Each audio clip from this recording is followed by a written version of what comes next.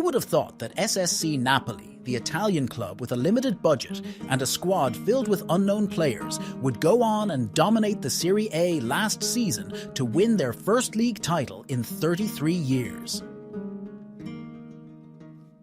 The GLI Azzurri went on to devastate every opponent they faced in the league and became one of the most entertaining sides in Europe during the 2022 to 2023 campaign. But this achievement didn't occur overnight. In this video, we will take you through Napoli's history and its rise to the top of Italian football during the last season. If you also want to know what the Italian club's future holds, stick around till the end of the video. Trust me, it'll be worth it. Most football fans think of Napoli as a mid-table club that would only dream of finishing in the top 4 or occasionally winning a domestic cup. That's understandable, given that the club has only won 3 league titles, 6 Coppa Italia, and 1 UEFA Cup since 1926. Indeed, Napoli's trophy cabinet is not as impressive as other clubs such as AC Milan, Juventus, or Inter Milan.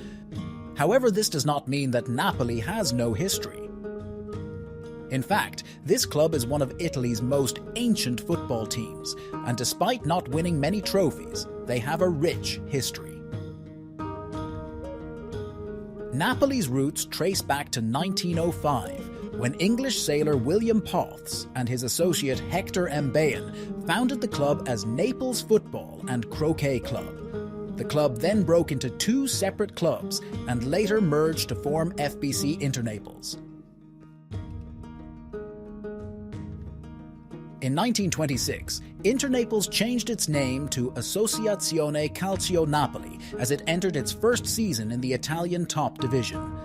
Since then, the club kept yo-yoing back and forth between finishing in the top 3 and facing relegation. In 1961, despite being in Serie B, Napoli won their first major title by lifting the Coppa Italia by defeating Spal Ferrara 2-1. 4 years later, the club's name was changed again as it became Società Sportiva Calcio Napoli, as they gained promotion back to the top division in the same year. Till now, there's still nothing extraordinary about Napoli's history. Well, the club had to wait until 1984 for their savior, a player considered one of the greatest to ever grace the pitch, the one and only Diego Armando Maradona. The legendary Argentine led Napoli to their first league title after winning the 1986 to 1987 Serie A.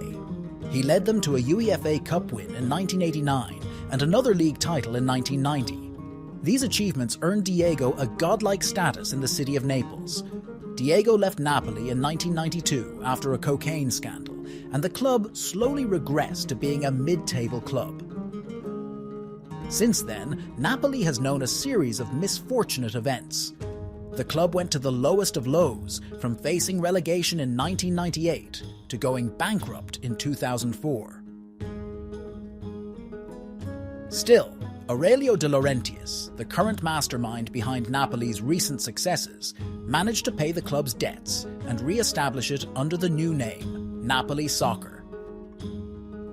Napoli was degraded to Serie C. However, they completed a quick return to Serie A and regained their old name back. Under De Laurentiis' management, Napoli have known the best years of their history.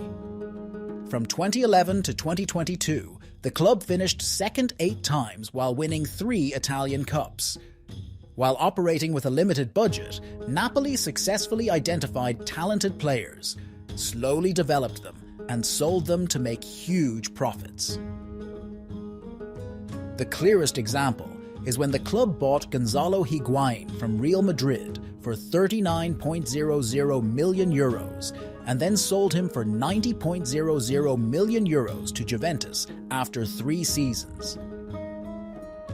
Alongside the intelligent transfer strategy, the club appointed several successful managers such as Rafa Benitez, Maurizio Sarri, and Carlo Ancelotti, who helped shape the squad and implement the intense play style for which the club is now known. In 2021, Luciano Spalletti took charge of Napoli. He showed signs of brilliance at the beginning of the 2021 to 2022 season as he went on a 12-game unbeaten run. However, they failed to compete for the title despite their outstanding performances. This failure didn't stop Spalletti and his men from aiming for the top. This brings us to the previous 2022 to 2023 campaign, where Napoli became a devastating force in Italy and Europe. In the summer of 2022, the club continued their smart recruitment strategy. Players like Kim Min-jae, Zambo Anguissa, and Kvicha Kvaratskhelia were all brought for less than Euro 50M. No one had heard of these players, especially the Georgian prodigy Kvara. Kim immediately became a leader in Napoli's backline. His tenacity, ability to read the game, and excellent technical attributes allowed the team to play on the front foot and press opponents high on the pitch. Kim conceded 24 goals and kept 16 clean sheets in 35 games. He also averaged 1.62 tackles and 1.24 interceptions per 90 minutes. This shows Kim's massive role at the heart of Napoli's defense. He was also crucial in Napoli's build-up phase and had a 91% pass success rate. Zambo Anguissa, who was relegated the season before with Fulham, became one of the best midfielders in the Serie due to his high work rate, ability to progress the ball, and contribution in the final third. He finished the season with 12 goals contributions in 45 appearances across all competitions, playing alongside Lobotka and Zielinski. The trio combined to form a relentless and highly technical midfield that dominated most of their opponents. But when it comes to the front three, oh boy. Kvara, Osimhen and Politano formed a deadly trio up front that caused nightmares to the defenders. The Georgian wonder boy, Kvara, turned out to be a sensational talent to the point that he was nicknamed Kvaradona. Getting the ball off him seemed impossible as he easily swayed past defenders. In addition, Kvara had unpredictable movements and intelligent decision-making, which simultaneously helped his teammate, Victor Osimhen, become the best forward in the league. The Nigerian finished the season with 31 goals in 39 appearances in all competitions. Headers, volleys, weaker foot. Victor scored all types of goals as he led Napoli to win the Serie A title and reach the Champions League quarter-finals for the first time in their history. These were the key elements behind Napoli's success. After 28 wins, 6 draws and 4 losses, Napoli guaranteed the Serie A title with 5 whole games remaining. After such a stunning season, big European clubs were expected to come sniffing around their players. That happened when Bayern Munich activated Kim's contract's Euro 50M release clause, making him the first name to leave Napoli. However, something else happened that came out of the blue. In June 2023, it was announced that Spalletti would leave the club, with the manager admitting that he no longer has the energy to meet the standards people expect from Napoli. After weeks of speculations, going back and forth between Nagelsmann and Luis Enrique, Rudi Garcia was announced as the new manager. It was an appointment that surprised many, but in reality it was an easy and obvious decision. Garcia has been loyal to the 4-3-3 formation for most of his career. He also adopts an attacking-focused style, involving dominating with a high percentage of possession, similar to Spalletti's.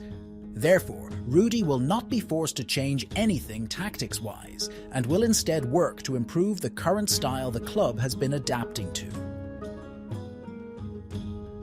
Despite losing their manager and best defender, Napoli is expected to keep other crucial players in their squad, including Kvara and Osimhen. De Laurentiis declared that only PSG would be able to afford Osimhen, and if they decide to send in a Euro 200M offer, then he might consider selling his player. by keeping hold of the majority of their star players, tying the likes of Raspadori and Simeone with permanent contracts, and bringing a suitable replacement for Kim, there will be no doubt that Napoli will put in another serious fight for the 2023 to 2024 Serie A title. Outro. We think that the best is yet to come for Napoli. Rudy Garcia already has an experience with Italian football as he led Roma to 2 consecutive second-place finishes. He also led Lyon to the 2020 Champions League semi-finals after knocking Manchester City in the process. With the squad he currently inherited and other potential signings, we believe Napoli will continue to impress. But what about you? Do you think that the Little Donkeys will keep progressing? Or will they fail to replicate their last campaign's achievement? Share your thoughts in the comments, and remember to hit the like and subscribe buttons for more content.